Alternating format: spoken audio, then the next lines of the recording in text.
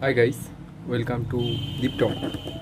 तो आज मैं अनबॉक्सिंग करने जा रहा हूँ जो 1 किलोग्राम की एंड्योरामास, ठीक है, जो फ्लिपकार्ट से लिया है।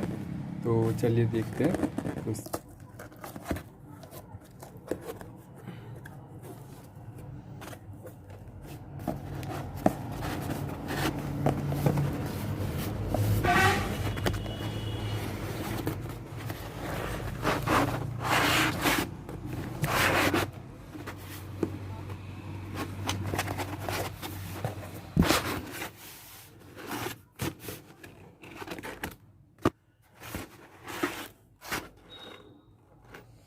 बॉक्स को साइड में रख देते हैं।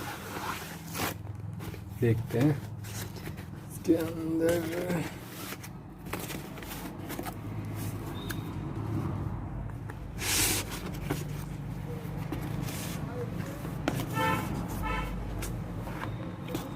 ये है।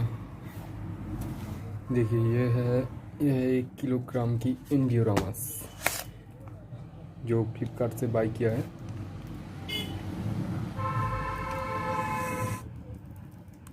ये है वैनिला फ्लेवर में, ठीक है।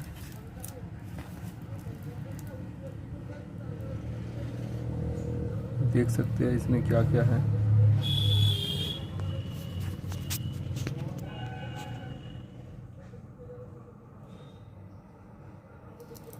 नेक्स्ट वीडियो में मैं इसका शेक यानी एंड्योरामास की शेक कैसे बनाते हैं वो आपको दिखाऊंगा।